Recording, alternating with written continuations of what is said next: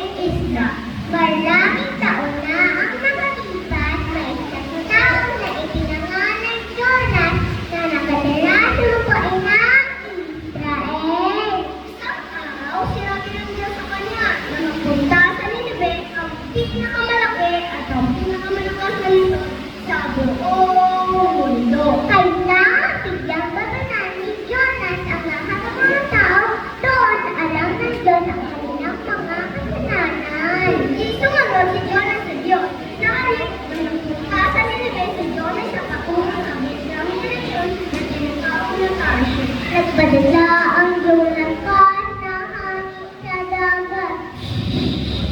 Naparang sa ating bagyo na tako makapagkarnilo na masira ang tako at ito ay umupo. Lumakas ang bagyo. Ang mga marino ang hindi nagulong sa kanilang Diyos.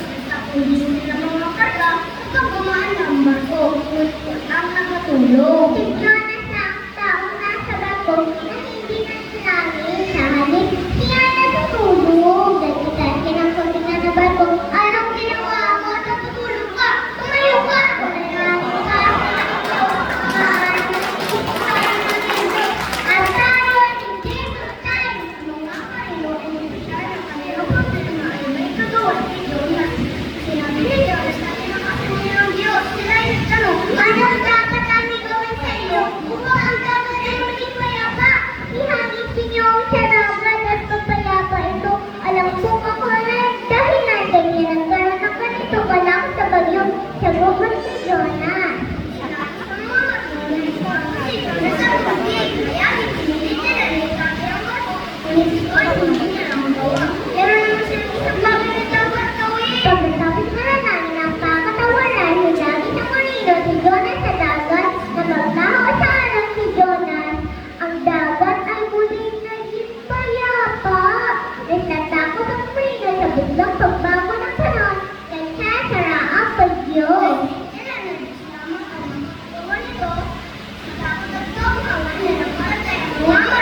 Samantala, napangyari na hindi ang panahon ng kahera ng masigaran ng ulo ng ubod si Jonas sa kaliliman ng dagat. Alam niya kung wala nang makapatulog sa kanya, maaari siyang manunod pero may plano pa ang Diyos. Diyos ay nagpandaan ng isang malaking isda. Lunong ay Jonas at ang isda ay sa pangakuran. Sa isang lunong si Jonas na nagpunta sa Tierra Isa.